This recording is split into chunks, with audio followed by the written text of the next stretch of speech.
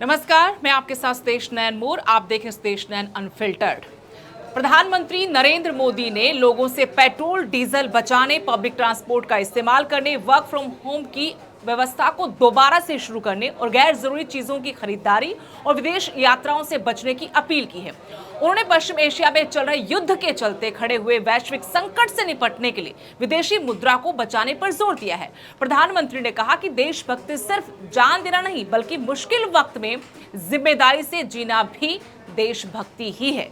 इस वीडियो में आगे बढ़ने से पहले मेरा आप सबसे भी सवाल है, क्या आप लोगों को भी लगता है कि ये सब करना देशभक्ति है, आत्मनिर्भर भारत के आत्मनिर्भर नागरिक बनना है, या फिर ये सरकार की नाकामी है?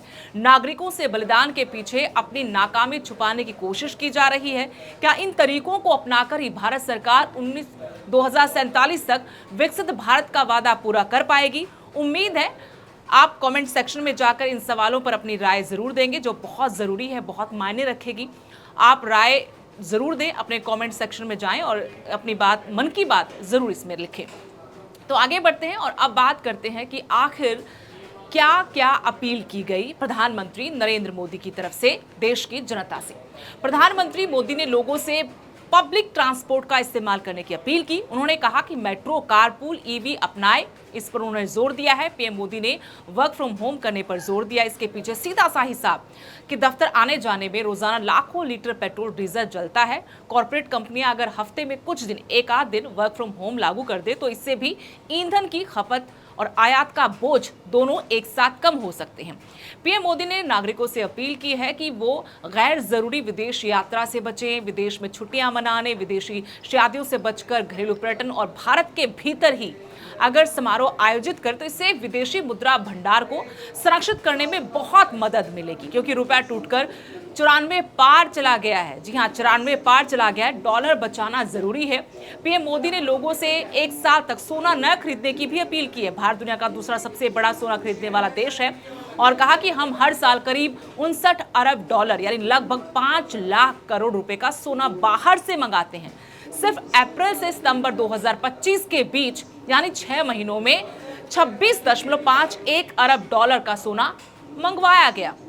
दिवाली और शादी के सीजन में अक्टूबर 2025 में ये जो सोना था उसका आयात 200% तक बढ़ गया, जिसने व्यापार घाटे का रिकॉर्ड बना दिया है। एसवे रिसर्च के मुताबिक सोने की कीमत और रुपए की कमजोरी के बीच सीधा सा रिश्ता है। अगर सोना महंगा होता है तो रुपया और टूटता है।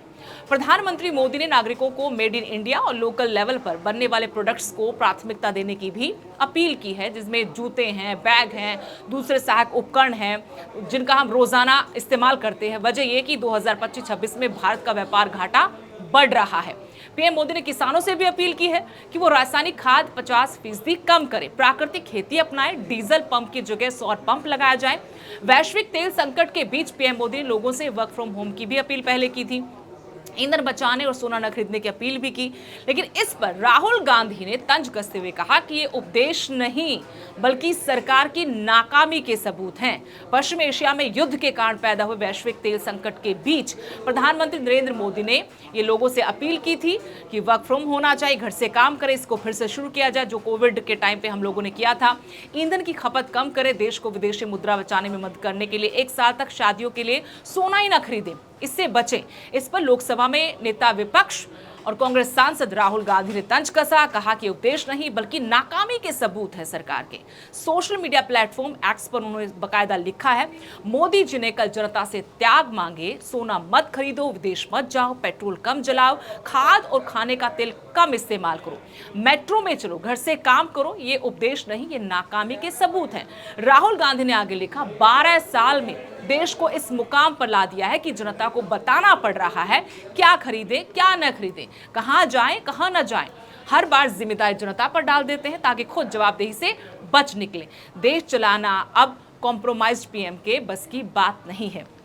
एक और बड़ी बात जो मोदी जी ने कही वो थी खाने में तेल के कम इस्तेमाल की। पीएम मोदी ने यह भी कहा कि जो खाना आप बनाते हैं, खाने का तेल जो इस्तेमाल करते हैं उसे कम इस्तेमाल करें, उसको कम खाएं। इसके आयात के लिए भी बहुत बड़ी मात्रा में विदेशी मुद्रा खर्च करनी पड़ती है। हर खाने में तेल का उपयोग कुछ कम करें तो वो भी देशभक्ति का काम है। इससे देश सेवा भी होगी, देह सेवा भी होगी, इससे देश के खजाने का स्वास्थ्य भी सुधरेगा और परिवार के लोगों का भी स्वास्थ्य सुधरेगा। तो प्रधानमंत्री नरेंद्र मोदी की तरफ से देशभक्ति के नए उदाहरण दिए गए, नए उपाय बताए गए। अगर आप लोगों ने अभी तो देशभक्ति नहीं की है तो प्रधानमंत्री नरेंद्र मोदी का कोई एक उपाय अपनाकर आप भी देशभक्तों में देशभक्ति के लिए अपना नाम जोड़ सकते हैं। राहुल गांधी नहीं, अब अखिलेश यादव ने भी प्रधानमंत्री नरेंद्र मोदी के इन सुझावों पर, इन अपील पर, आह्वान पर तंज कसा है। उन्होंने साफ तौर पर कहा कि संकट तेल का नहीं, संकट देश पर है, भारत पर संकट है और संकट का नाम सभी जानते हैं। उन्होंने कहा कि चुनाव खत्म हो गया और भारत पर संकट आ गया। दरअसल जो मुख्य विपक्षी पार्टियां हैं वो यही आरोप लगा रहे कि चुनाव तक ही इन सब बातों को रोका गया था। पहले से अलार्मिंग स्टेज भारत में आ चुकी थी, जिस तरीके से युद्ध चल रहा था ईरान के साथ, अमेरिका इजरायल का, और इससे चिंताजनक हालात जरूर थे। लेकिन क्योंकि 5 राज्यों में विधानसभा चुनाव थे, ऐसे में चुनाव को देखते हुए अभी तक सब छुपाया गया, दबाया गया, और अब क्योंकि चुनाव हो गए हैं, सत्ता हासिल कर ली है और अब जाकर इन मुद्दों को जनता के सामने रखा जा रहा है। आशंका यहां तक जताई जा रही है कि 15 मई के बाद ताबड़तोड़ तरीके से बहुत बड़ी महंगाई की मार आम जनता पर सरकार की तरफ से डाली जाएगी। तो देखना होगा कि 15 मई को क्या वाकई में सरकार की तरफ से कोई बड़ा फैसला लिया जाएगा। कुछ राजनेताओं ने सर्वदलीय बैठक बुलाने का भी कहा कि सर्वदलीय बैठक बुलानी चाहिए, क्योंकि हालात बहुत गंभीर हैं। बहुत कुछ प्रदेश से, देश से, जनता से छुपाया जा रहा है। लेकिन आपसे हम आपकी राय फिर पूछ रहे हैं कि आप प्रधानमंत्री की इन अपील, इन आग्रह, इन आह्वान पर क्या सोचते हैं? क्या भारत में संकट बहुत बड़ा है और सरकार ने इसे छुपाए रखा क्योंकि कई राज्यों में विधानसभा चुनाव थे और अब चुनाव नहीं है, तो सारा बोझ जनता पर डालने की तैयारी की जा रही है? सिर्फ होमवर्क है, एक भूमिका बांधी जा रही है ताकि जब दाम बढ़े तो उसके बाद चीख चिल्लाहट थोड़ी कम हो, शोर को दबाया जा सके, जनता की आवाज़ को कम किया जा सके। तो आप अपनी राय ज़रूर दें कि क्या वाकई में ये देशभक्ति का काम है या फिर सरकार का काम था स्थिति को नियंत्रण में रखना, महंगाई को कम रखना, क्योंकि लगातार रुपया भी गिर रहा है, डॉलर बढ़ रहा है।